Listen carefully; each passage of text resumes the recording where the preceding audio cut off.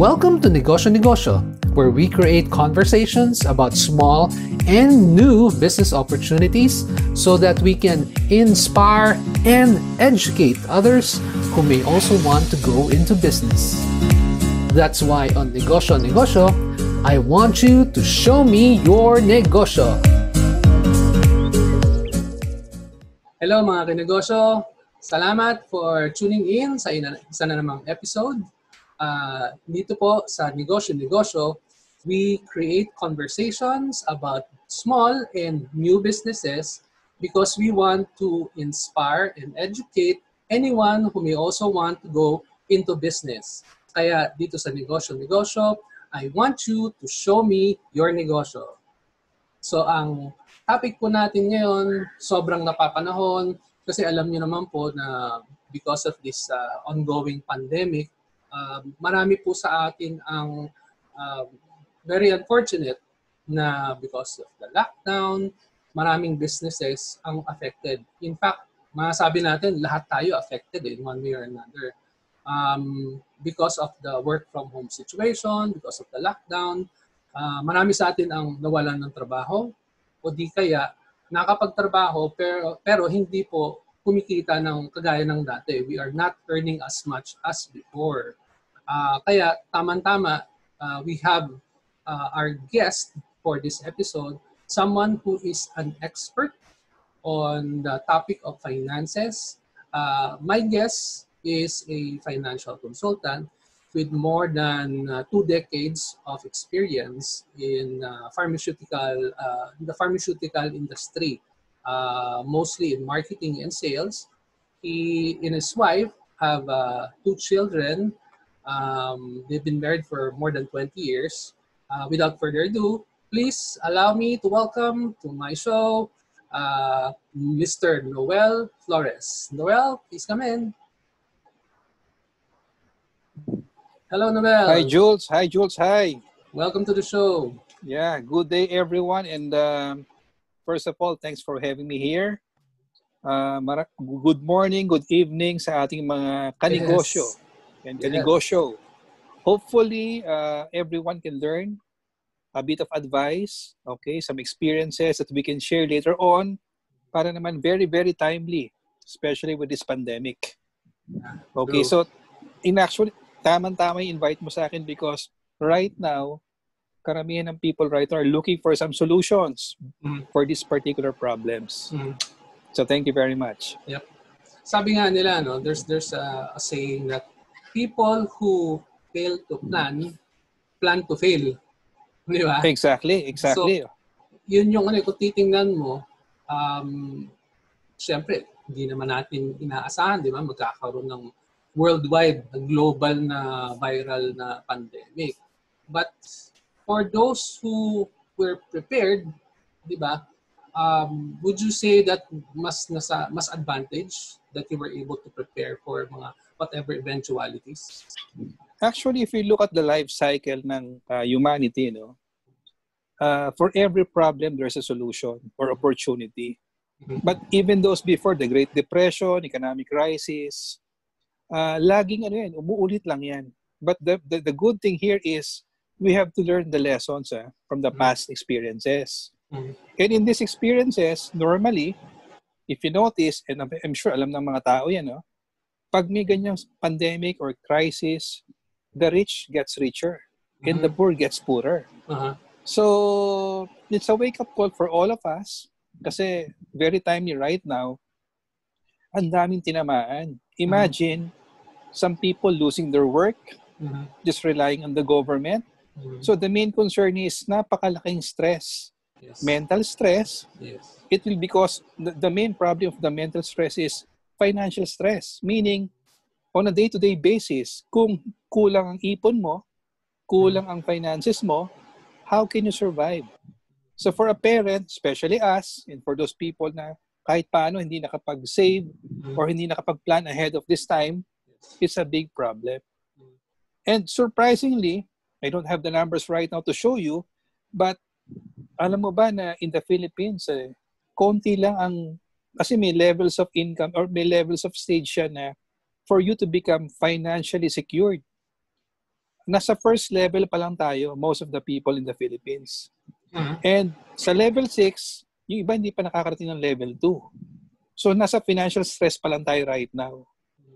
So kasi ang next step dito is, can you have this emergency fund?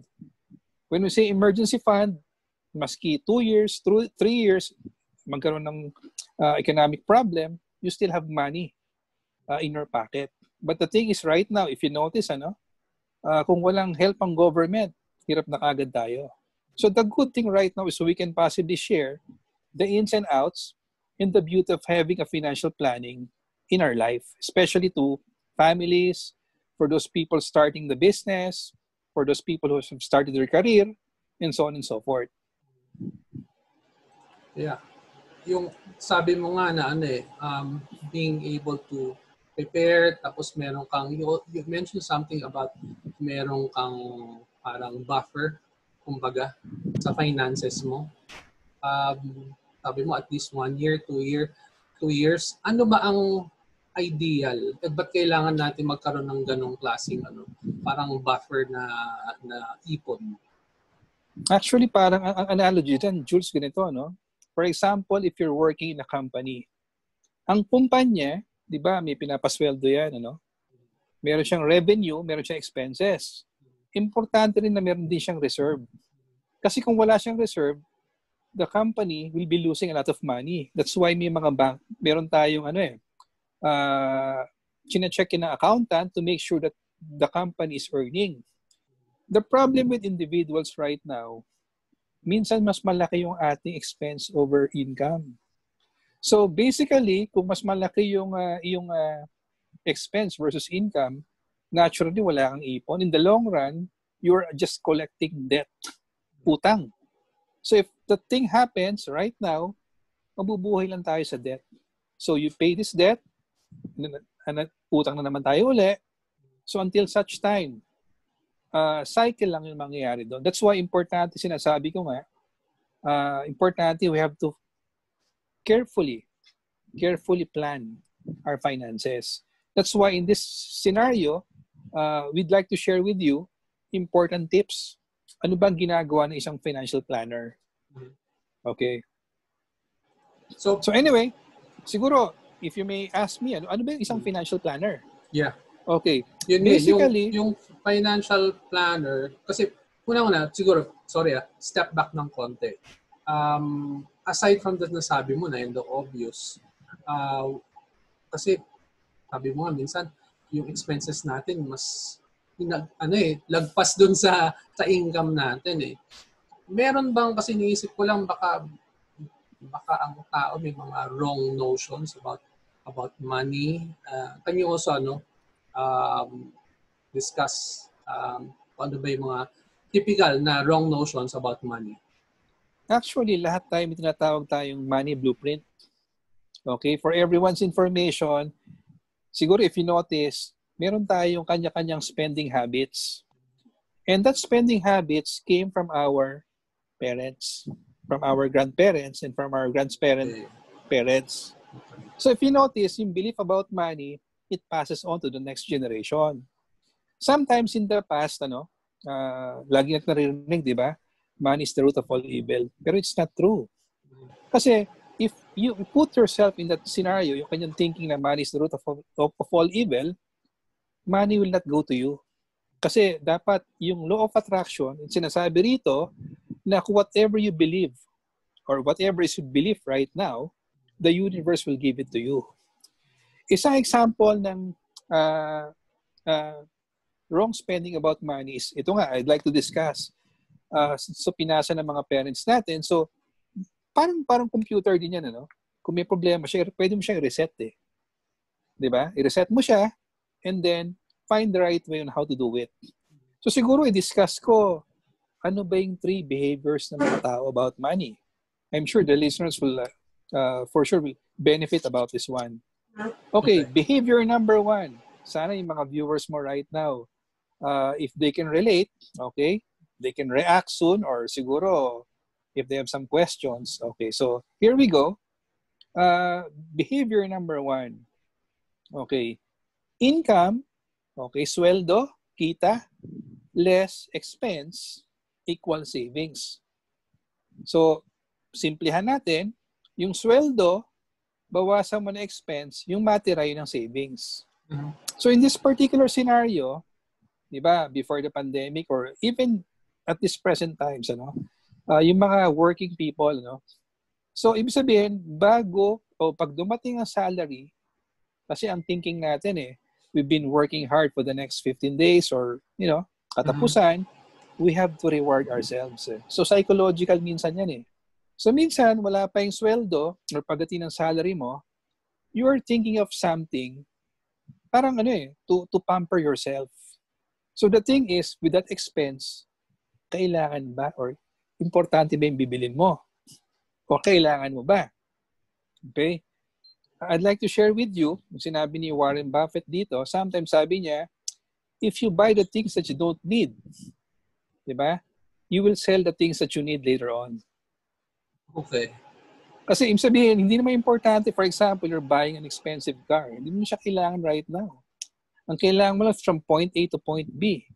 Later on, pag nag-ipit ka, yung things na binili mo will be selling, ibebenta mo siya later on. So, if you buy the things that you don't need, later on, you will buy the things that you, if you buy the things that you don't need, for sure, you will sell these things later on.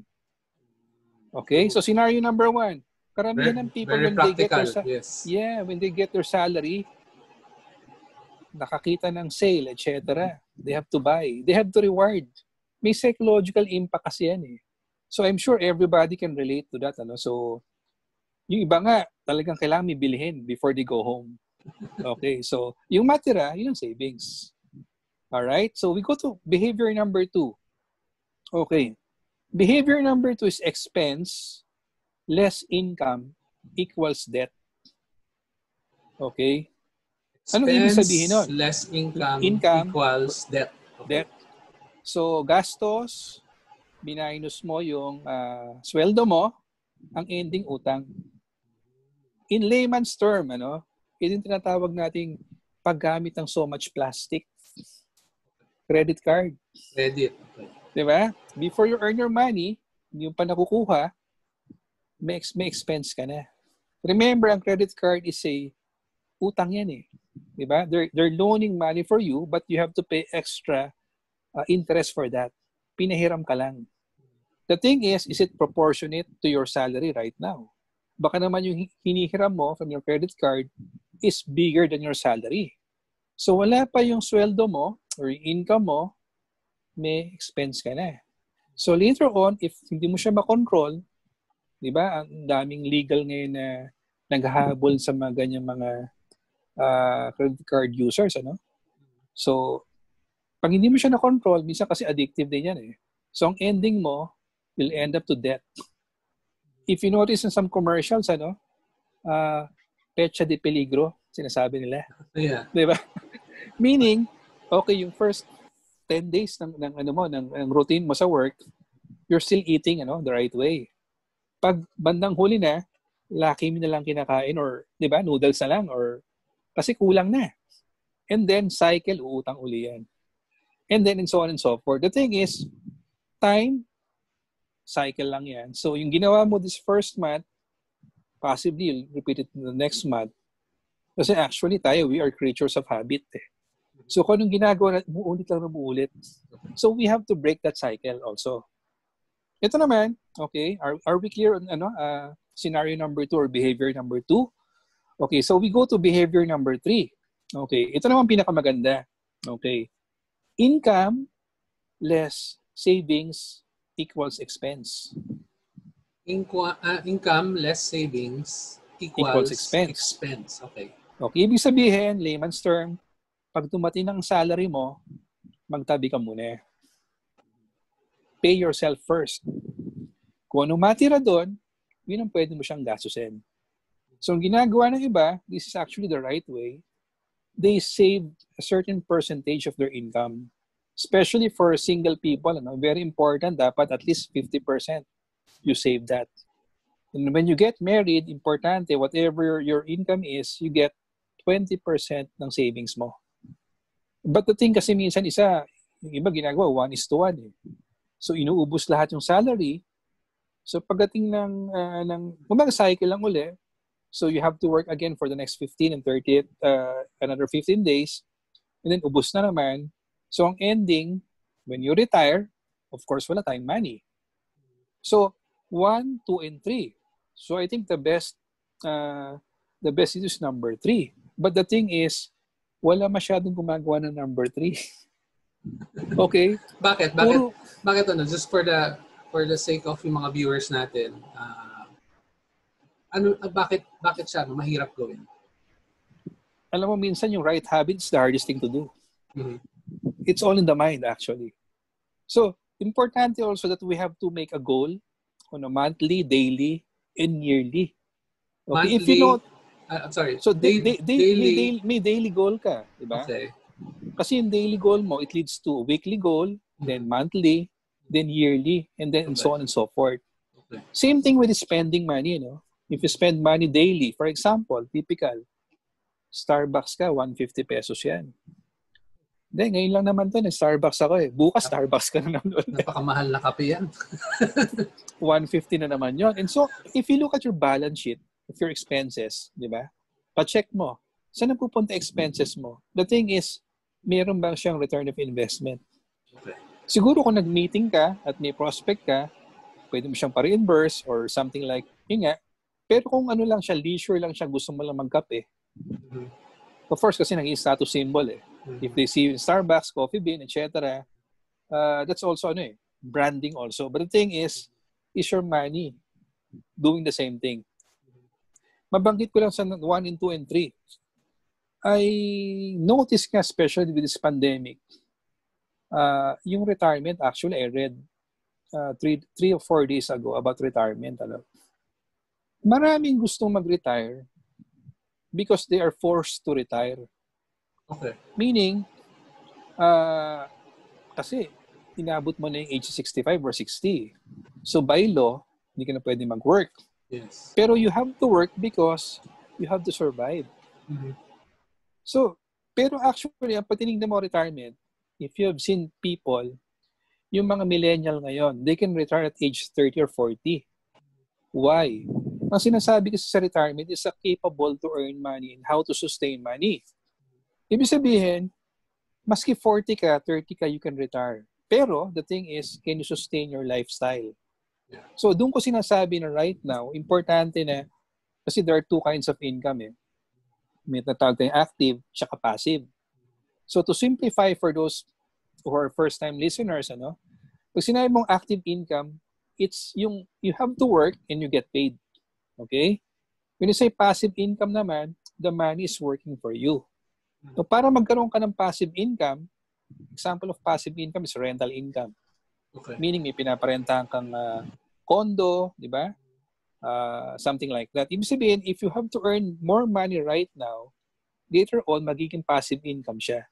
So, less work ka, more passive income, you have more income. Parang ganon. But the thing right now in the Philippines, puro tayo active income. But with active income, lumalaki inflation, the salary is not getting bigger, hindi siya proportion. So, by the time comes, kung aasa tayo sa pension natin, it's quite small, napakaliit nun. So, hindi siya proportionate sa retirement mo. And the bad news right now, actually good and bad news to, kasi people are living longer right now because of technology. Yes. So, the problem is living too long also. Mm-hmm. Kasi if you're living too long, imagine you have to survive. You have to eat 3 times a day. Yung medicines mo, etc. Kasama yan. And the thing is, magkaroon tayo ng, for example, health issue yung critical illness. How much yan isang critical illness ngayon? Million yan. So kung wala kang ipon, or kung may ipon ka man rather, at kukunti lang, isang ICU lang, wash out lahat yan. So back to zero ka, and the thing is, you earned this money for a long, long time, nakuha lang ng hospital sa'yo. So if you can prepare from these things to happen soon, kasi lahat naman sigurado mangyayari yan. Siguro share ko lang yung sinasabi ng life, LIFE. LIFE, okay. Kasi parang life insurance to. Sa LIFE, so yung L sinasabi, it's our life can be long, no? Mhm. Okay? And then the sa ano naman sa I, 'di ba? LIFE. Yung E naman it means events, ano? Meaning in our life there will be many events. Yung tinatawag nating what if. Diyan napapasok yung IF. What if? Ano yung mga what if na to? Diyan papasok yung, kasi for sure it will happen. The question lang is when. Magkakasakit tayo, okay? Ma-disable tayo, okay? Magre-retire tayo. If we have kids, magpapaaral tayo ng mga anak. This anticipated risk will happen sooner or later. Only time can tell. But the question is, are we prepared? So, ang function natin right now bilang financial planner is to guide, to know the status of our prospective clients. Para ba siyang dinadiagnose mo siya, you ask them yung historic. Di ba parang doctor, if you go to a doctor, hindi nang pagpunta mo sa doctor, they will tell you, oh, Jules, okay, pagtingin sa'yo, antibiotic ka kagad 3 times a day. No. He will ask you for the past month, ano nararamdaman mo. So, they will diagnose you thoroughly. See? So, same thing with financial, para tayong financial doctor, you have to ask the member or the prospect, ano ba yung financial goal niya? Okay, and then, nasa na siya right now ngayon, saan niya gusto makarating? So, kung saan niya gusto makarating, for sure maraming obstacles yan. So, we have to anticipate these obstacles and later on, find solution for these obstacles. Yung obstacles na yan, ito na may yung sinasabi kong accidental death, health issue, retirement. So, the thing is, because of poor mindset natin, okay, yun ang nagiging problema natin. Tsaka mind you, binanggit ko kanina yung money blueprint, ano?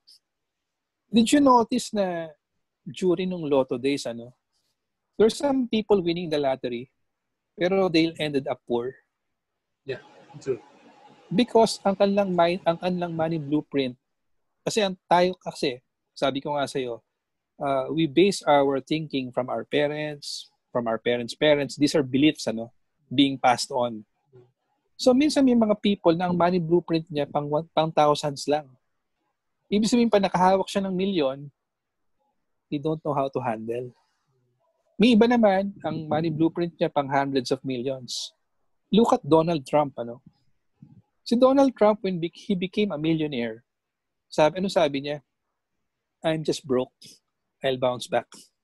Pero multi-millionaire na siya, broke pa siya noon. So he went back, after a year or 2, he became a billionaire again.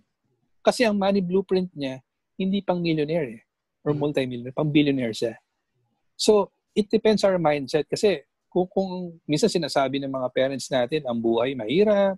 So, it attracts, di ba, the universe na mahirap, dapat mahirap.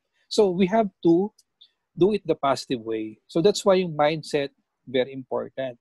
I'd like to share this particular acronym, ano? Sana yung mga viewers mo can take action or listen carefully about this acronym.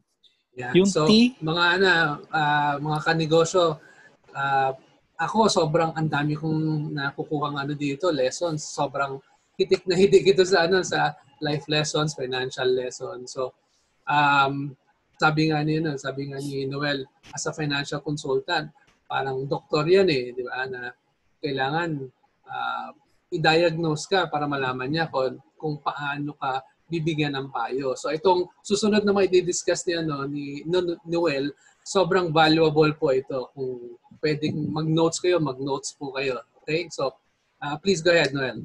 Yeah, i-simplify ko lang kasi para mas madaling tandaan. Yung acronym natin is TFAR. Parang TFAR. Okay? It's all about mindset, ano?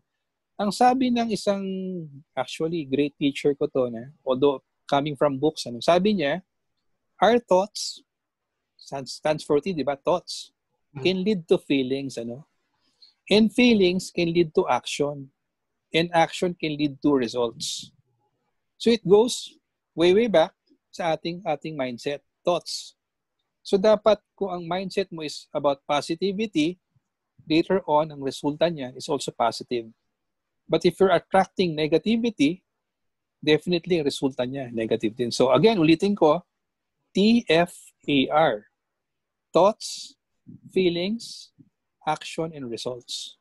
So these are actually basic principles na siguro yung mga kanegosyo natin would like to adapt, ano?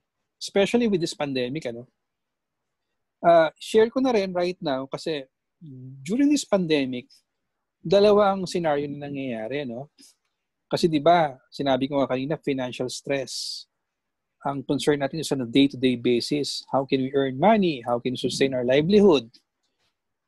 During this crisis, okay, during this problem, laging may opportunity. Okay? Tandaan natin, for every problem, may opportunity. Sabi ko nga kanina, ulitin ko. For every crisis, the rich gets richer and the poor gets poorer. Proven na yan all throughout time. Ano? Would you know, alam mo nga yung mga ibang tycoons right now are buying gold during pandemic. Yeah. Why are they buying gold? Because they don't want yung kanilang, standing about their finances bumaba. Kasi after this pandemic, dalawa lang mangyayari, bumaba ba yung standing mo or tumaas ka. Since ang gold naman, di naman siya nag-depreciate, di ba? So, yun ang news at months ago. They're buying gold, ano? Yung mga reserve na yan, bumibili sila. Because they don't want bumaba ang kanilang standing when it comes to their financials. Anyway, sinabi ko kanina na at this pandemic, may problem, we have to look at the opportunity. Now, ano yung opportunity? Okay, the good thing is we can share with you some thoughts on how to share this information to your relatives, friends, family.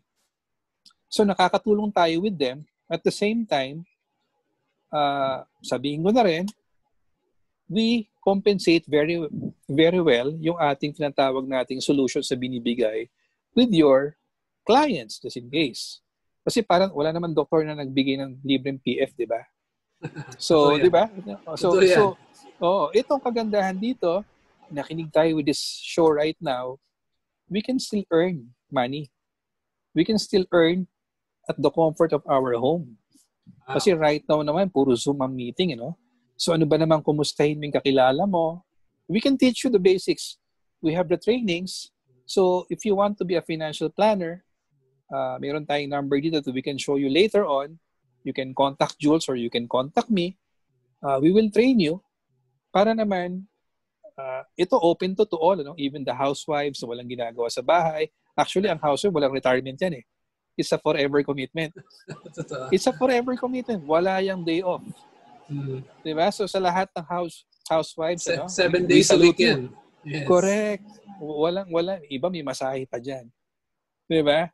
So yun nga, I'm just kidding. Wala siyang day off. Unlike if you're working in an office, day off ako ng Sabado, Linggo. So we have to salute all the housewives out there. So lahat tayo open even for part-timers, pwede tayo, professionals. So, pwede. So, the good thing about this is from this business, okay, whatever you earn from this business, siguro you try to compare with your present job. Kasi yung present job mo, that's your active income. Ito, little effort, you are being paid versus, on your performance. Kasi para kang entrepreneur dito. Okay, di ba? Ang difference ng entrepreneur, you're being paid on your performance. Pag employee ka, you're being paid on your time. So, you can try. You'll never know. Maybe this is the perfect time for you to try out. Don't worry, we will teach you all the basics and trainings para matutunan din natin. At the same time, we are also helping 100 millions of Filipinos. Alam mo ba na wala pang 10% ang may retirement plan ng mga sa Pilipinas? Wow. Wala pang 10%? Wala pang 10%. Okay. Ibig sabihin, either we are financially ignorant, sorry for the word, or ayaw lang natin makinig talaga. Or yung ating spending habits medyo mali pa. So we have to correct those things. Itong pandemic na nangyaring to, it's a good wake-up call because pansinin mo, kung walang support ng government, what will happen to the Filipinos? They will die. They will die. But for those people who have earned and planned ahead of time, sila lang yung mabubuhay. So, hihintayin pa ba natin na magkaroon ng next pandemic to act? Diba? Sabi nga ng iba, kung if this information is purely entertainment lang without action, then nothing will happen. So with this show that you have right now, I hope your viewers can learn something about it, then act on it. Ang importante yung action. Hindi lang tayo, we learn the information. So you know how to contact us through Jules and with the number. We will help you. Don't worry about it. Yeah. And I'll share on my screen right now contact information. Sabi nga ni Noel, you can just comment dun sa once posted na to, dun sa comment section. Pwede ka mag-iwan ng comments nyo. You can also private message me directly through Negosyo. And you can also get in touch with Noel through this number. So, pwede siya via Viber, pwede rin via SMS, or via call. So, kung either kayo po mismo interested kayo, please contact Noel or baka meron kayong kakilala na sa tingin nyo mukhang perfect siya sa ganitong opportunity. So please tag nyo po yung kakilala nyo, kaibigan nyo, relative nyo. We will be more than happy, especially si Noel, to help you to become more have financial education, to become more financially independent. Yeah, Jules, dagdag ko lang kasi ang typical na savings na ginagawa ng mga tao right now, lagi bangko lagi. Mm-hmm. Okay, so marami tayong financial instruments.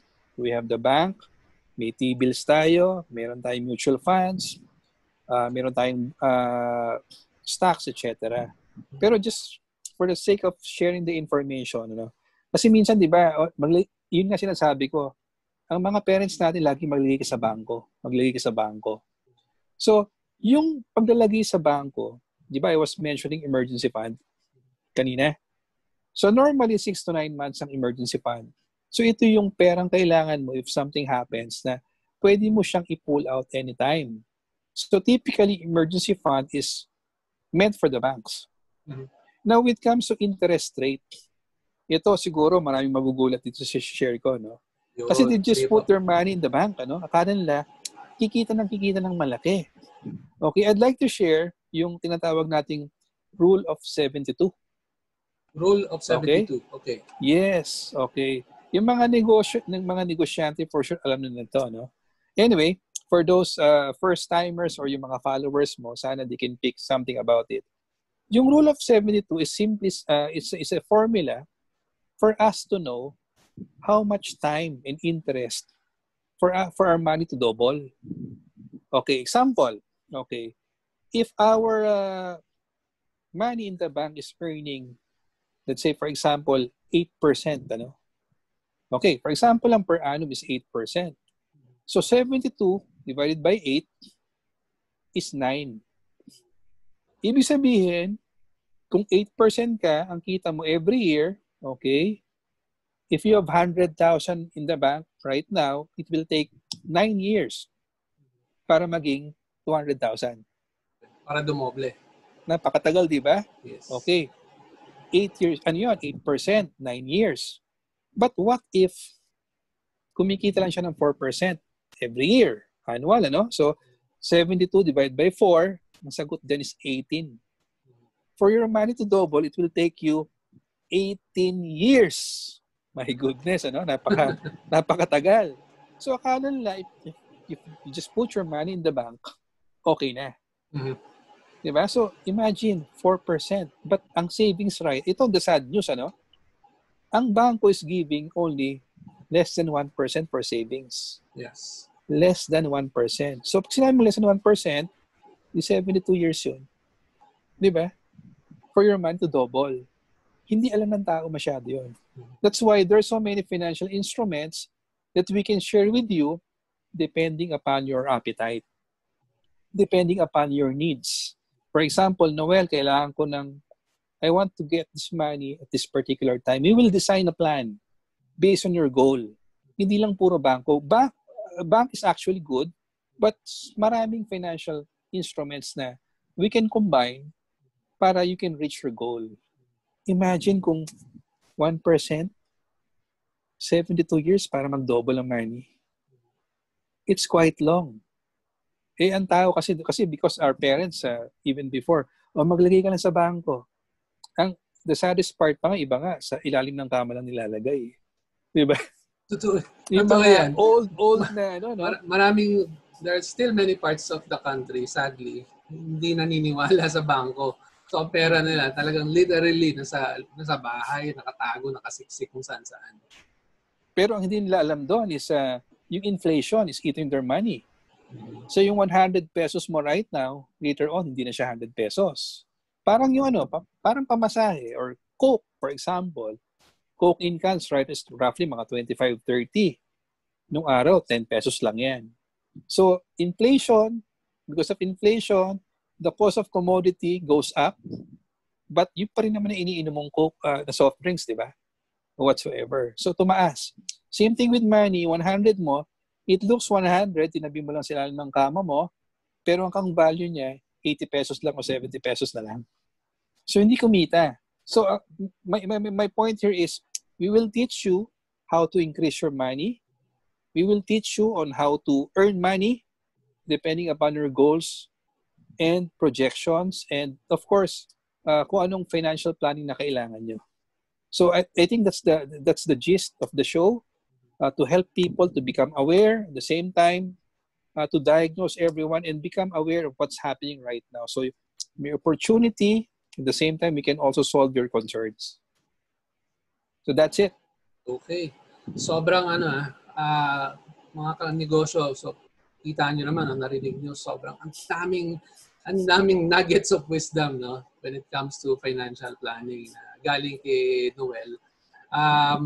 So Noel, kung sa mga sa mga viewers natin, ano ang next step? Anong dapat nilang gawin? Kung narinig nila to, tapos interested sila or may kakilala sila na alam nilang para sa kanya to, ano bang next step?